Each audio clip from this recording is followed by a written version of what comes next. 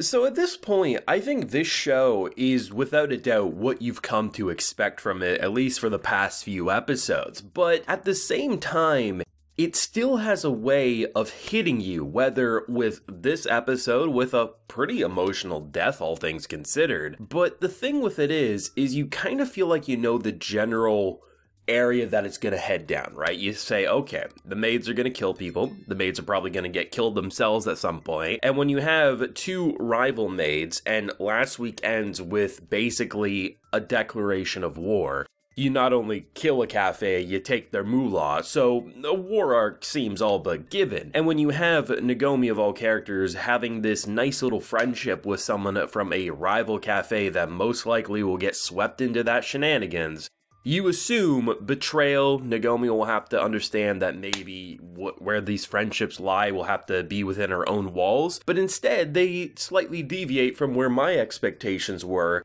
and they, in an emotional way, show a true sign of sisterly bond and kill her in such a just scumbag way. And when you introduce someone whose first scene, like one of her first scenes in her entire character arc in this episode, is her not rolling down a window to get him, just smashing him. If that isn't the best foreshadowing to where her character will go, I mean, I don't know what is. That's what I like about Akiba Maid War, is that it does feel like a general mafia story. It has all the nuts and bolts, it has all the general progression you need to be a compelling, just gang story, but you just amplify it in anime with cute maid girls who don't hold back, who will shoot people in the stomach, and will casually break fingers with a baseball bat. And to watch an episode like this, where we're now at the midway point of this original, right? What's going to be the big moment? What's going to be the thing that really sets in motion the second half? And more or less, it feels like our maid cafe is without a doubt alone.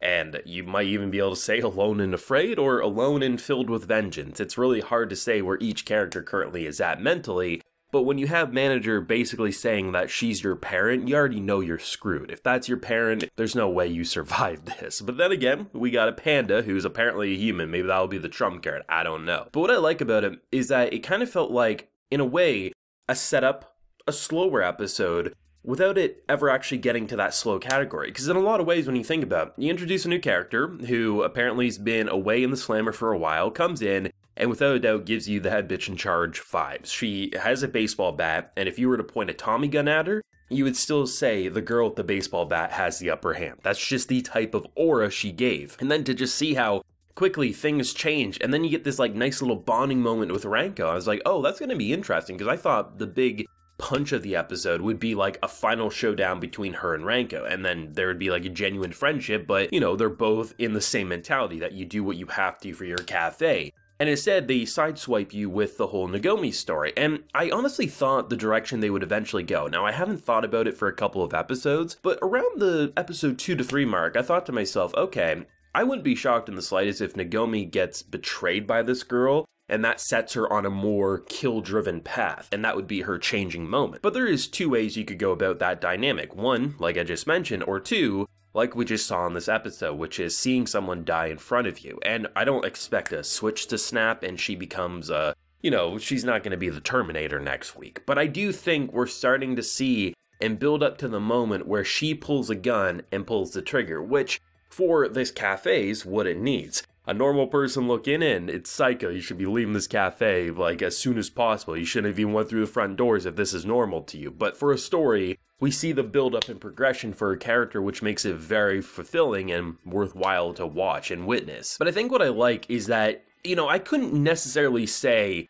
I love any character in a way that I'm like, damn, if they die tomorrow, I'm gonna shed a tear. Or in a lot of ways, the characters in general just feel goddamn broken and insane, and I'm just interested to see where their slice of life story, daily adventures of maids by day and brutal killers by night will go. So for me, I'm not gonna shed a tear at the death at the end of the episode, but I'm so interested in where that will go to shape Nagomi, because Nagomi, by basically presenting her as a normal girl from the beginning, to see her transformation, that's the most interesting perspective. And then you have all these different personalities that can give you at moment's notice feeling like a great family bond, but then you remember the setting we're in, and it's just such a mixed bag of emotions watching a show like this that you can't help but say, if this isn't everyone's face watching an episode of Akiba Maid War, I don't know what is. The manager, for being as goddamn stupid and crazy as she is at times, her faces represent what I think the average anime watcher feels when watching any particular episode of this Maid War series, but I digress, right?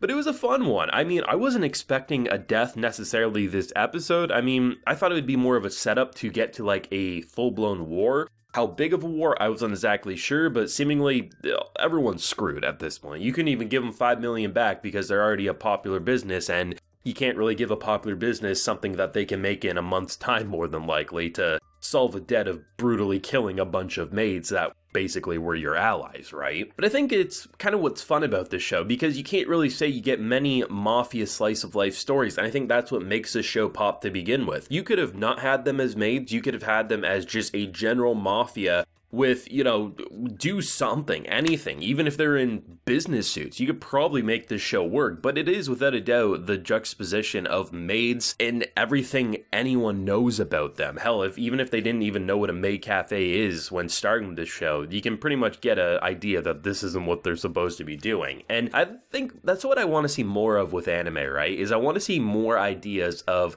these stories that shouldn't exist on paper, but then become such an oddball mix and match of ideas that just leaves a grin on your face. And I truly think this is one of the biggest underdogs, not only of the season, but of this year, because as someone who craves a good gang story, but we don't see a lot of them, like truly, like we don't see a lot in anime. There's some big recommendations that pop up over time throughout the years, but I honestly think this will be one of those shows that people put on a pedestal and kind of will gain that cult following as years goes on, because there's nothing quite like it. And truly, I think I'm more interested in PA Works' work going forward after watching only half of this anime than I ever was before. And this comes from someone who, over the years, I've hyped up PA Works as one of the best anime studios, especially for workplace slice of life. I just never expected workplace slice of life to be placed on a mafia gang story, but I'm absolutely living for it. But I mean, it was a great episode. It was emotional from the character side. For me, I'm not shedding tears from the death. I'm not going to be like, oh, dead for the next week. No, but it works very effective for making me care about Nagomi's story even more than I already did. Even if, like, any of these characters did die at a moment's notice, I'm probably not going to shed tears, but I'm just so fascinated by where a gang story like this can go, which most of the time when watching gang stories, I'm not saying I think the people involved are necessarily either good people or I love them in the way that I would a normal show or game or movie, but I'm still so connected and it can still hit you like a truck if they do write deaths correctly. And I think for what they needed to do here, for the first big change in Nagomi's character, they did it with grace. But of course, as always, to pass the torch over to everyone, what did you think? We're now halfway through this show. Big death, big new character, head bitch in charge energy. What are you thinking? Do let me know. Be sure to leave a like if you enjoyed and subscribe if you're new around here. You can also consider supporting the Patreon. We got a bunch of live reaction series going, and you can also get video shoutouts like a few individuals are going to be getting today. So I appreciate the support to Charlie Cullings, Alton Johnson, and Jannice Lumapas. So I appreciate the support, everyone. Please take care and have a good one.